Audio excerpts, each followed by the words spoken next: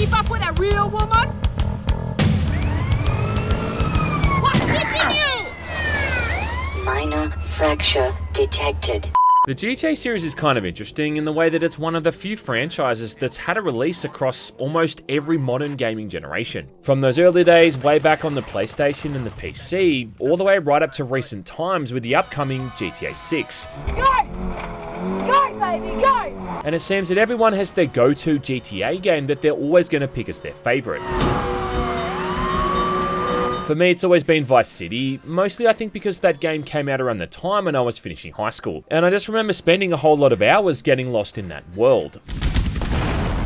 The shift that Rockstar had made between GTA 3 and then Vice City just seemed humongous, and it didn't seem possible they'd ever be able to top it. Alright, you're obviously a busy man. That is, of course, until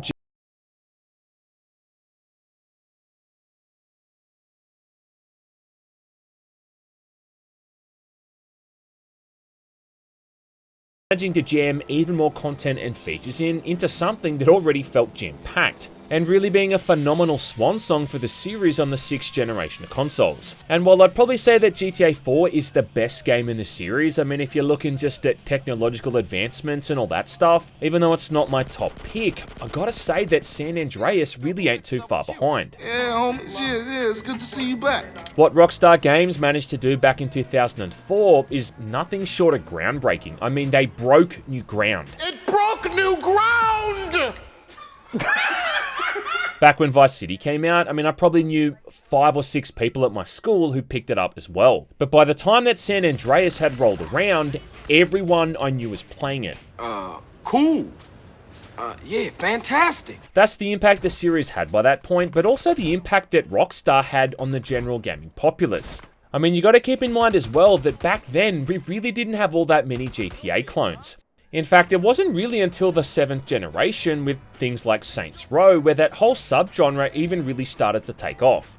The only example that comes to mind in the early to mid 2000s was the True Crime series. But outside of that, Rockstar Games really had free reign there for the better part of half a decade, and no one came close to doing it as well as these guys did. Oh, baby, you're hurt. So there's a reason why this one is still as highly rated as it is. And seeing as it shouldn't be too long now before we finally get our hands on GTA 6, I thought it might be a bit of fun going back and taking a look at one of the all-time greats, the one that everybody seems to love. Fucking Grove Street, you down? I'm always down. Sammy, you are wrecking the car! Right, so the plot in San Andreas takes place in 1992, putting you into the worn shoes of Carl Johnson, or CJ, returning to Los Santos after finding out his mum's been murdered. Having to patch up the relationship with his brother and sister, along with trying to rebuild his former gang in Grove Street that's now gone to absolute hell. CJ, go down there and show these fools you mean business. To make matters worse, Grove Street's in a war with a rival street gang named the Ballers, known for their distinctive purple attire, but also their habit of hanging around street corners, just begging to be shot in the face. Anyway, he's barely in town before he's also accosted by officers Tenpenny and Kowalski, who go on to become this pair of primo-grade pricks that end up using him as their errand boy for pretty much the entire story. Move over, let him sit down, asshole. Now, if some of these voices are sounding familiar, well, that's because San Andreas continued that trend that Vice City started by including well-known Hollywood actors to portray some of these characters. And like I give a fuck. We're watching you, Carl. With Samuel L. Jackson voicing Tenpenny, for instance. Smells good. This is a tasty burger. And Clifton Powell, aka Pinky from Next Friday, voicing CJ's buddy Big Smoke. I'll have 2 number 9s, a number 9 large, a number 6 with extra dip. What's up, baby? Come on, young blood, don't kill me, man. Shut up! What was most unique, I think, for the time, though, is that CJ felt like an actual character, and not just a caricature anymore. Oh, shit. Here we go again. You get the sense that there's a real history with all of these side characters, from his big brother Sweet, through to his old childhood friends Ryder and Big Smoke. Oh, yeah. And there's lines of dialogue in some of these cutscenes that have become more or less iconic within the series. You picked the wrong house, fool! Hey, Big Smoke! The fact they used a relatively unknown voice actor for CJ as well does a great job of retaining the serious tone in some of those more crucial scenes, when you might have otherwise been distracted by hearing someone famous delivering the dialogue. I mean, look, man, don't get me wrong. As far as GTA protagonists go, I love Claude, and I love hearing Ray Liotta as Tommy Vercetti. Shut up, sit down, relax. But the fact of the matter is that there was never really meant to be much depth to either of those characters. Been saving for a rainy day. Claude was just the avatar through which the player experienced the game world, and Tommy was just a cliched 80s mafia guy stuck in what was more or less Miami. The manner in which CJ is written and portrayed, though, is really the first time it seems they approached the protagonist with some sense of palpability, which also means that a lot of CJ's reactions to in-game events are going to mirror that of the player. I kind of feel like the best characters in GTA games are the ones who are the most relatable, or at least have a bit of a plight that you can understand and get behind. Which is why CJ losing his mum in San Andreas, Nico trying to run away from his past in Grand Theft Auto 4, or Franklin just trying to make a better life for himself in GTA 5 is going to always make these guys the most interesting protagonists to me. Hey, baller, you the one getting booked. I mean, look, man, either way, though, at the end of the day, you're still going to be causing all-out mayhem and shooting people in the face or running them over. But the catalyst for why these guys have ended up at this point just feels a lot more grounded. I say it's time we went down there and made it official. As well as all of that, San Andreas was memorable for having a really great cast of side characters. So aside from Ryder and Smoke, you've got Caesar, for instance, who is an absolute bro. ¿Qué onda? Nice hopping, Holmes. Now, this is a dude who's banging CJ's sister, Kendall, and he also happens to be a member of one of the local Hispanic gangs. But when shit hits the fan, like, he ends up sticking around more than glitter does to your mum's ass cheeks. And in the end, he becomes pretty good mates with CJ. There's even a mission where the two of them work together to nick a bunch of cars, dodging cops as they drive around the streets, which is kind of similar to that early mission in GTA 5 with Franklin and Lamar. Okay, well, good. See you back at the garage, DJ. Now, in terms of size, San Andreas was a much bigger game than Vice City as well, easily taking twice the amount of time to get through with just those story missions alone. And truly the one thing that this game did really well was the way it dropped you into this massive new world to explore. GTA 3 and Vice City, on the one hand, were really only set in one place. You had Liberty City and its 3 main islands, and then Vice City and its 2 main islands. But then San Andreas offered up this entire region with 3 completely different cities, with Los Santos, San Fierro, and then Las Venturas. Not to mention the country and the deserts in between each of them, making it more or less 5 different biomes in total. And driving from one side to the other being this 15 or so minute long journey. You gotta remember as well that all of this was pulled off on a PlayStation 2 of all things. You know, which really was just kind of insane for the time, giving this unprecedented level of exploration. As a point of comparison, the entire map in Vice City was around 6 kilometers squared, but then the one in San Andreas is upwards of 30. Shit. I still remember being blown away by how you could buy a commercial airline ticket and then fly to any of the main cities in the game. Or once you had your pilot license, which, you know, was totally a thing now, you could even drive right up into the airport and fly one there yourself. Or if you just wanted to go somewhere else, you could bail out of the plane mid-air and parachute back down to the ground. Don't even think it was until GTA 5 came out that we got back this level of freedom. Now, compared to other PS2 titles at the time, it definitely didn't look as good, but then again, like, none of those other games could pull off even half of what San Andreas did either. Even Metal Gear Solid 3, which came out that same year, and has a whole heap of environments to explore in its own right, seemed, you know, tiny in comparison. Damn, my shit was whack. What I think is great about this original trilogy as well is that if you looked at a screenshot of each of them individually, you could instantly tell which game you were looking at. And San Andreas does a great job here at recreating its own version of Los Angeles, San Francisco, and Las Vegas. Much in the same way that Vice City did with Miami, and GTA 3 did with New York City. And playing it now in 2024 with a few visual mods to tighten things up, it's actually kind of astounding just how good this game still looks. It's just one of those examples yet again of how a great art style really doesn't age. And it also highlights why that Definitive Edition remaster was so bad. You know, where they just totally butchered that original aesthetic with lazy texture replacements. There was a lot of clever little visual tricks they'd used here as well to make the map seem bigger than it actually was. Mostly just how they used view distance fog so you couldn't see all that far ahead. And if you hopped in a plane, you could probably get from one side of the map to the other in like a couple of minutes. But the scope of San Andreas on the whole is still something that shines through. Even during those opening sections in Los Santos, where it almost becomes kind of overwhelming in just how much stuff there is to see and do. This was also, I think, the first game where I remember there being so many rumors about it online in regards to all of these urban legends.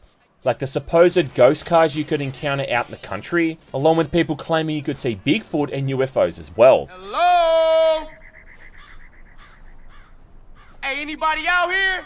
And of course, we can't forget all the drama around that infamous hot coffee mode. The one that always creeped me out the most, though, was the rumor that if you hung around CJ's house at certain days and times, that you'd see his mum's ghost start walking around. And as someone who grew up watching unsolved mysteries, which made me very prone to being freaked out by things that weren't even in the room, well, you can imagine how on edge the thought of this put me. You know, going idle and just waiting for something to happen. Of course, like, a lot of this stuff was never true, but either way, like, it just kind of shows you just how much chatter there was around this title back in 2004. Okay. About the only thing I'd point out that's weaker here is the soundtrack and all the new radio stations they've added in, which I just don't think can hold a candle to the ones in Vice City. Now, that's not to say that San Andreas didn't have great licensed music, and there is some really good stuff in there as well, not to mention the absolute comfiness you get from a station like K-Rose. Another man's cattle? That's what I learned in relationship therapy. It's just that musical lineup in Vice City really is one of the all-time best rosters of licensed music, perhaps, I don't know, ever, and it's just such a tough act to follow. I know too that a lot of people think that San Andreas' Mission Complete music is the best in the series, but again, for me, it's all about Vice Cities. And as for the best theme overall, well, that's got to go to GTA 4, right? Could be.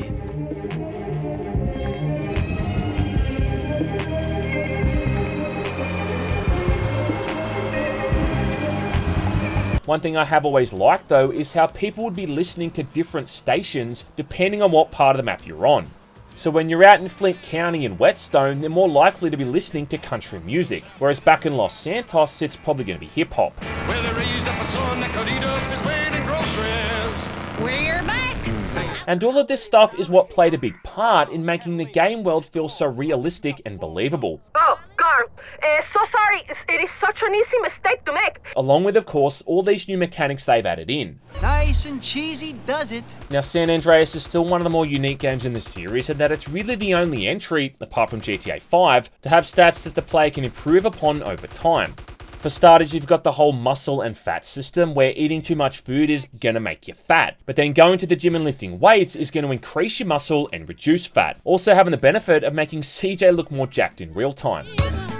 And I think that if it was this easy to get shredded in real life, then almost everyone would be walking around looking like this. Hey, wait a minute, bitch! It's the first game to include proper swimming controls as well. You know, where you don't instantly drown the second you touch anything more than knee-high water. With one mission even requiring the player to level this stat up before they can proceed. What you mean? Can I swim? Yeah. Can you swim well? No, I can't. Along with it being the first game to let you climb up over ledges and jump over walls and fences, which is again something people had been clamoring for since basically GTA 3. You can fully customize your outfit now as well, from what you wear on your torso, legs, hands and feet, even through to getting different haircuts and tattoos. Looking like a player now, dog. But then it went even further than that, with stats being applied to driving vehicles, and in fact there's even a driving and a pilot school you can eventually access and mess around with to increase that stuff even further. Using certain guns would also improve your effectiveness with them, increasing your accuracy and all that kind of stuff. Almost breaking the mold a bit there too, and making San Andreas one of the only 6th generation GTA games to have shooting that doesn't feel like complete shit. It's the same roster of pistols, submachine guns, shotguns, assault rifles and heavy weapons like the rocket launcher, but there is at least some kind of depth to it now, with these weapons improving over time. Again, like in Vice City as well, crouching can improve your aim a bit, but it was still a little more than just locking onto nearby enemies and spamming them with whatever weapon you had. I mean, look, if we're being honest, the shooting in these old GTA games was never really all that much more than just being functional, and I think the controls here in San Andreas are a perfect example of that. Nowadays, people think of the Euphoria engine physics and how dynamic that often made the shooting, but back then, it was serviceable at the best of times, and downright glitchy and broken at the worst. So you're not going to be pulling off any kind of impressive moves here, you're just going to be locking yourself in one place and shooting at people, before moving on to the next area and just repeating. What? Did you guys just see that? You guys will have to have just seen that. Even the drive-by mechanic is still exactly the same for the player as it's been since GTA 3, with the one exception now being that your buddies can fire at moving vehicles to lend you a hand. I think the real issue here though with the shooting is just the sound effects, which are absolutely woeful. I mean, I haven't heard sound mixing this bad since the snare drum on Metallica's Saint Anger. In the unlikely event that you're taken hostage, the state will... Just compare how the pistol sounds in Vice City, for instance, to how it sounds in San Andreas.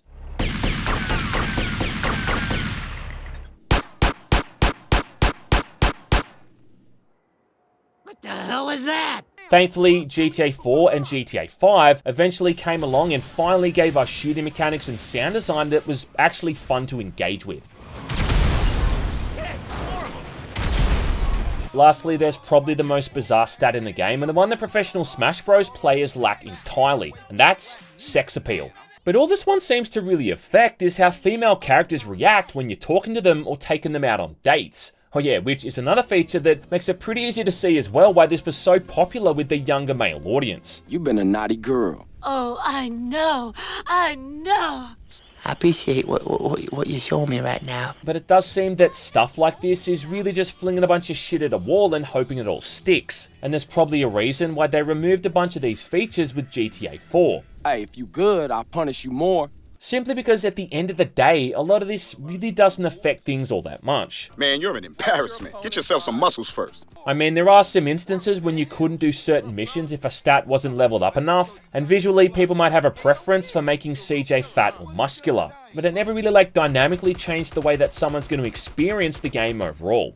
GTA 5 was the closest they ever went to bringing this system back, only obviously in some areas this time it was much more simplified, making it so the three protagonists were now better in certain areas, with Franklin being the better driver, Michael the better shooter, and Trevor the better pilot. I don't know, at least in regards to San Andreas, if nothing else, it definitely gave the game more longevity. And even by the time I'd finished the entire story, there were still things I could upgrade and improve upon. Orale, let's get to work. Oh yeah, when it comes to the story, San Andreas is a really slow burn. You say it like it's a bad thing. And it marks the beginning of that era for these mainline GTA games where Rockstar were really in no hurry to get the ball rolling. Now the eventual flow of the missions goes from starting in Los Santos, through to getting to San Fierro, then Las Venturas, and then finally back in Los Santos. But that's a journey that's going to take more than 20 or so hours to get through. Give up the money. This a raid. Which means that for roughly the first 5 or 6 hours of the game when you're in Los Santos, there's really not that much stuff that's going to be happening. Now that's not to say that these earlier sequences aren't any good, it's just that a lot of these earlier missions involve helping out your buddies, and a lot of them do feel kinda gimmicky, with mechanics that you're never forced to use again for the remainder of the game. Shut up! Like having to break into someone's house and steal a bunch of crates, driving a forklift around and loading stuff into the back of a truck, or getting into dancing competitions either on foot or in a hydraulic fitted lowrider, none of which are required for that 100% completion. Nice move, baby. There's this whole mechanic of taking over various hoods in Los Santos to reclaim them from the ballers, and this is a whole wave-based mechanic where you instigate a takeover by shooting a bunch of gang members, then having to wipe out 2 groups of reinforcements. And there's like a couple of dozen of these in total you can complete, which even generates revenue back at CJ's house. But once you're started, it becomes this never-ending battle of constantly trying to hold on to your territory, rushing back across the map to hold on to these scraps of turf. Yeah, our turf. Our little piece of turf. Our turf. Our little piece of turf. Which is ultimately, again, kinda pointless, because it doesn't factor into the completion rate in any way. That's crap, brothers. It is worth mentioning though that Los Santos offers up a few missions which have become downright famous and infamous for various reasons though. Like the iconic drive-through mission. Give me a number 9 just like his. Or the other one where Smoke and CJ are trying to chase after a train, which has that one particular line of dialogue I'd argue is burned into the brains of many kids who played this back in the day. All we had to do was follow the damn train, CJ. Probably the weirdest one is this series of missions where you got to help one of CJ's buddies, OG Loke, to make a name for himself as a rapper. The world could do. It's like sucks. Damn. This first involves killing his former cellmate in a mission that has the kind of premise and dialogue that would probably get Rockstar cancelled these days. Hey, yo, give me back my rhymes, you thief!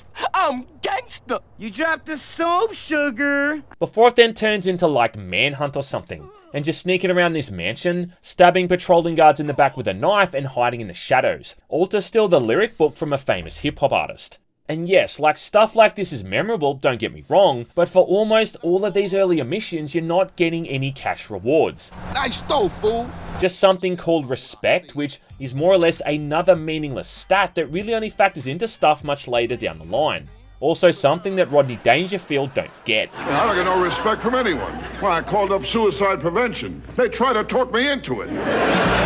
It mostly comes into play during all the gang war stuff where you can recruit other Grove Street members to help you out. You gonna represent the set now, homie?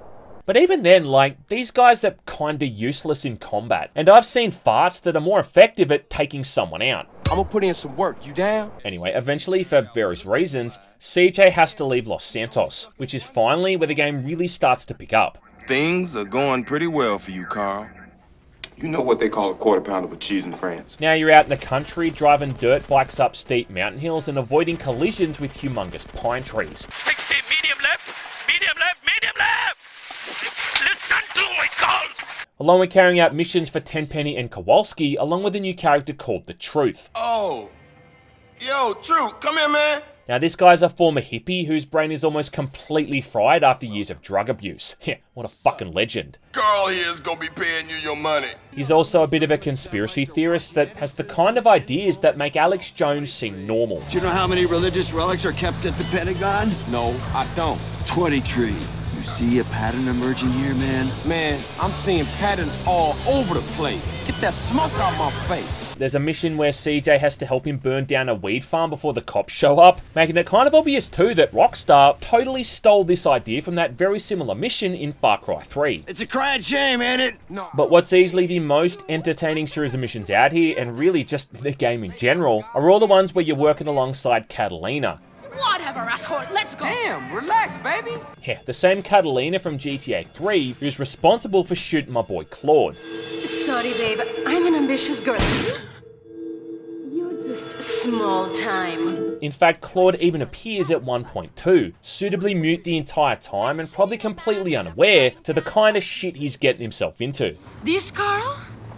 This is my new man. Run, bitch! Run! This bunch of missions with Catalina involves driving around the area pulling off different heists, from stealing fuel tankers through to robbing the local bank. Hand over every last dollar! Now, bitch! All ending with her becoming more and more irate at CJ, to the point that she eventually basically molests him.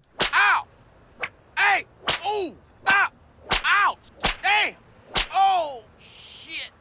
That is another voice for me in that. There's also a few racing missions out here as well, which are so easy that you more or less have to fail them on purpose to stuff up. Or, I don't know, just have really bad luck with the car physics.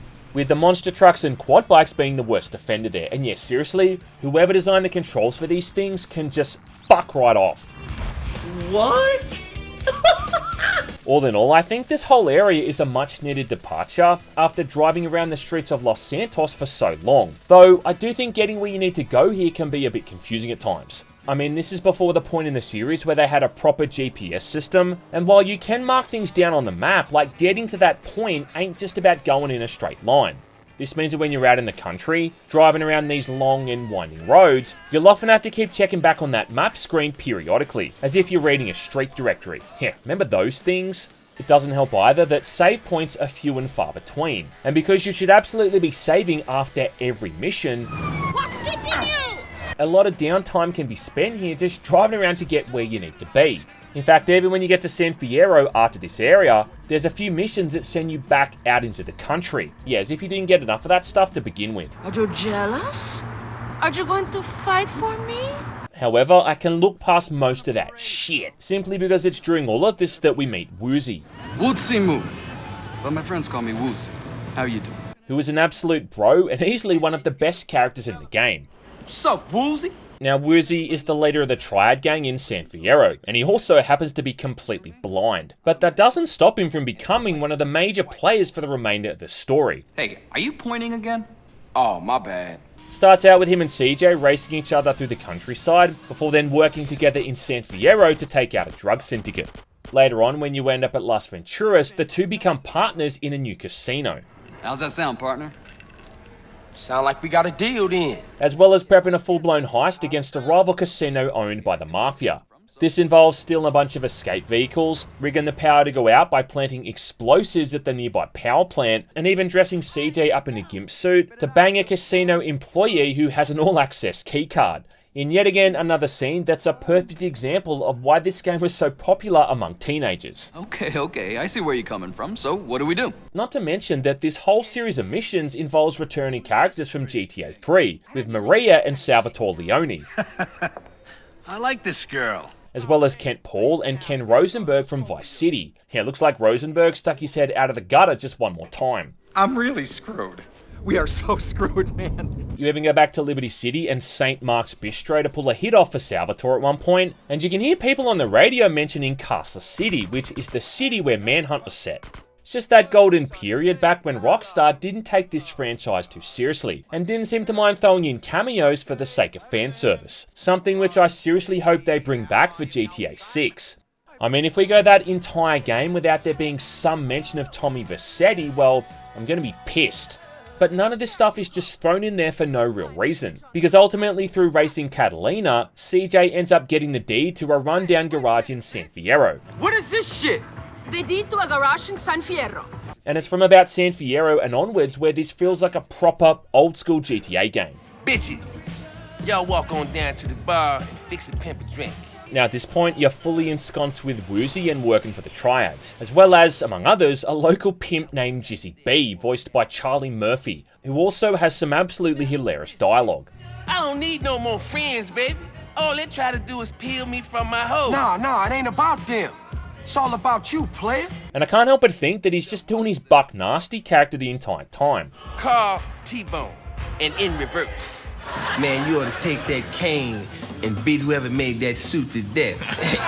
From here on in, you're stealing cars, destroying a construction site, and framing a DA for drug possession charges. You know, pretty standard stuff. Along with new features and mechanics still being introduced, like that whole driving school, where you can pass all these different tests to unlock new cars. And even improve your stats even further with all of these street racing events held around San Fierro. Oh my god! And I'll be honest, like, I hadn't actually fully played through San Andreas since I finished it all those years ago on my PlayStation 2. Which made me genuinely surprised at just how well some of these missions still hold up, and how fun they are to play through. And one thing I was dreading in particular there were those missions for Zero. Only 2 left now, Carl. Hunt them down! Now this is a bunch of side missions for one of the game's few business assets, helping out a dork named Zero and his failing model shop business. As usual, the forces of darkness have triumphed over good. Oh yeah, can we take a moment to appreciate as well just how crazy it is that Rockstar managed to get Tobias Funk himself to voice Zero. We all know drugs are for losers and or sex maniacs. And right now, sex is the last thing on my mind. Hey, where the are my hard-boiled eggs? Anyway, I remember playing through these on the PlayStation 2 back in the day and finding these an absolute torture to get through. But the funny thing is that replaying it now on the PC, I got through all of them on my first try without any real issues. Which is probably because we're so used to doing these kind of things in games nowadays, that something as simple as shooting down a bunch of planes with a minigun doesn't seem so crushing anymore. I mean, to be fair, like, I was using the mouse to aim this time instead of the old PS2 controller, but then again, like, that's also more to my point, in how these missions evade surprisingly well when you take into account how technology is able to accommodate an almost 20-year-old game.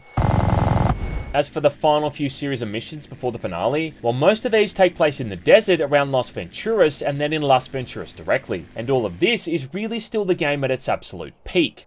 With there being a few here where you're working for a government agent named Torino, doing all these clandestine operations for the apparent greater good. Oh yeah, and it also seems to be some kind of unwritten rule that every single GTA game has to have a series of missions where you're working for a shady government agent.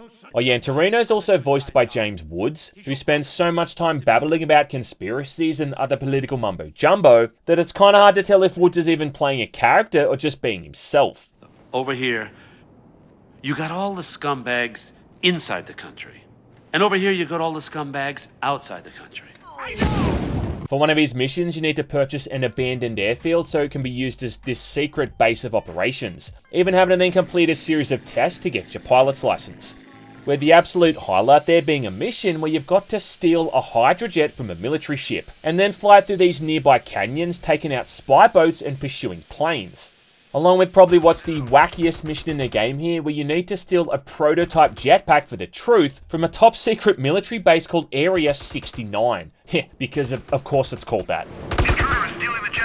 And what's kind of awesome about these missions too is once you've beaten them, those toys are left out for you to play with, and go back to the airfield at any time, and the jetpack and hydrojet are just going to be sitting there begging to be put to use. In fact, I think from memory, I'm pretty sure I used that jetpack exclusively to find all those hidden collectibles around the map. But you can also use the jetpack during the main missions as well, which can make things often noticeably easier. Asshole. Those final few missions when you get back to Los Santos really feel like a bit of a wrap-up more than anything else, putting all those loose ends together and resolving some of those earlier plot points. I mean, by this point, you should be more than familiar with how all of these mechanics work, and pretty much breeze through these last half a dozen or so missions.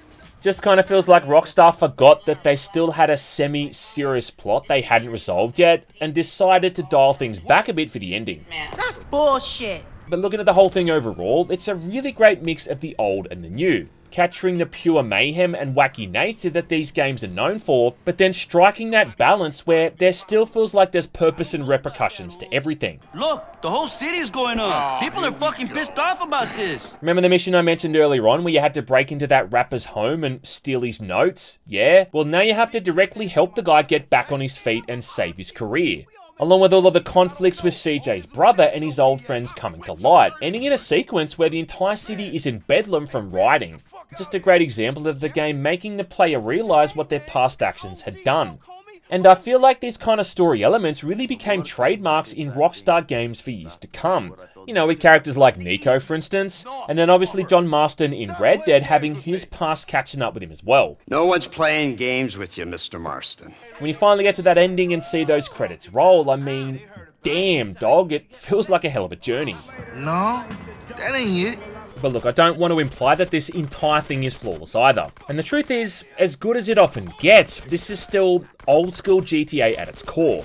Which means that the game is often going to feel cheaper than your mum with a 50% off coupon stuck to her fat tits. So for starters, this means there's still no checkpoints during any of the missions, and whatever health or armor items the game does give you is usually incredibly rare. If a mission has shooting involved, well, you can usually guarantee that you're going to be the only one doing any of the shooting, and you're often expected to gun down dozens of bad guys even when you're being assisted by your so-called allies. And all it takes is one of these assholes to get off a couple of lucky shots and the mission's failed.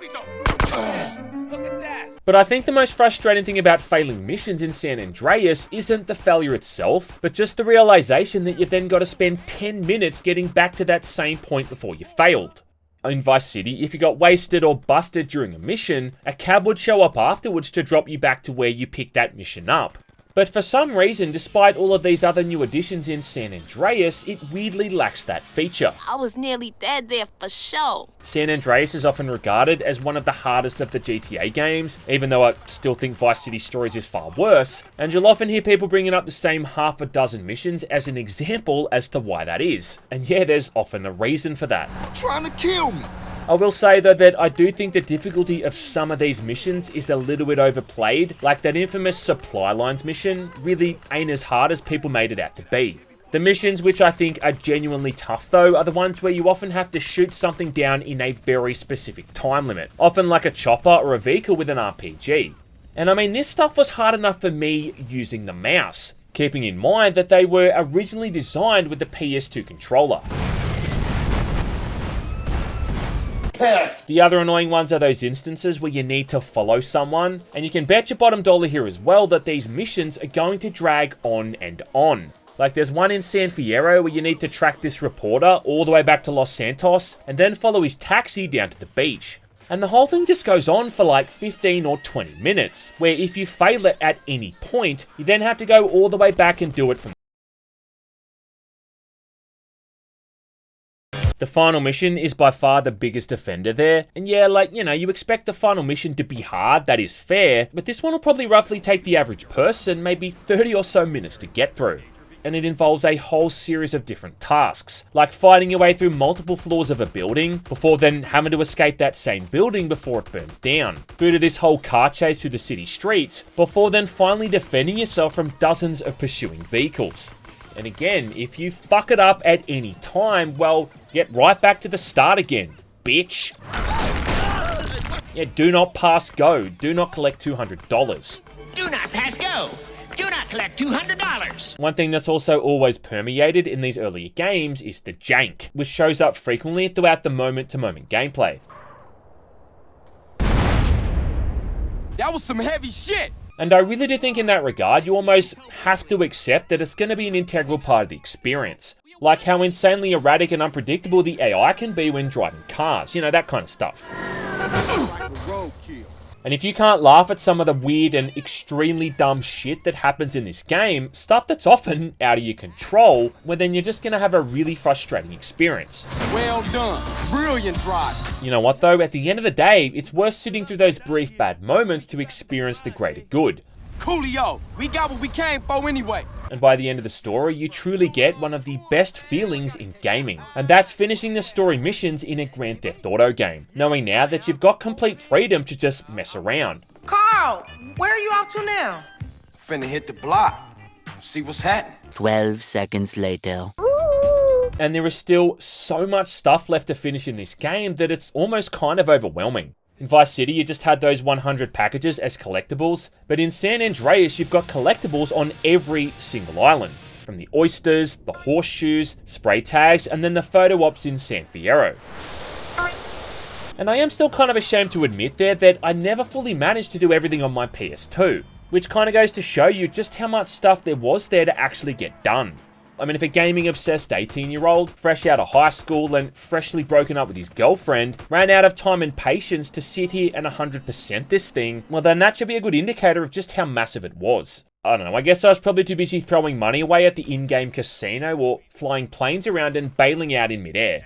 Hope you kick some ass. And then the final thing I always think about when I look back on San Andreas is just the impact and the legacy that it had, because it really seems to mark that turning point where the general population started to take gaming more seriously. I feel like if you showed off GTA 3 or Vice City back then to someone who wasn't really into gaming, well they'd probably think that it was just some kind of dumb kids game, you know, violence and prostitution gimmicks aside. But then showing us some of the stuff you could do in San Andreas, it really showed what gaming was becoming capable of. In fact, I can almost say from experience that that's what happened. I still remember letting my dad play San Andreas once, or him trying to, and him just being flabbergasted by the level of detail that the whole thing had. I mean, it wasn't too long after this when the PS3 and the Xbox 360 came out, which was truly that era where nerd culture became mainstream. Wow, pre-order everything you'll need now at Harvey Norman, your games destination. And gaming wasn't just this weird little hobby anymore that only a few people were into, which games like San Andreas I think are responsible for having a huge influence on. It has been kind of oddly overlooked by Rockstar Games throughout the years, with there being a crappy Xbox 360 port, a crappy mobile port, and then of course that abysmal Definitive Edition really being the only updates it's ever had. But once again, the modding scene comes through for the win, and playing through this on PC is a mostly seamless experience, with an all-in-one mod pack that still makes the game incredibly fun and accessible, even by 2024 standards. Ain't that right, Big Ben? Hell yeah. Hell yeah what? Hell yeah, sir. So yeah, if you're one of the few people alive who still hasn't played this thing, well then there's never been a better time. If only to hear Smoke tell you over and over that all you needed to do was follow the damn train. All we had to do was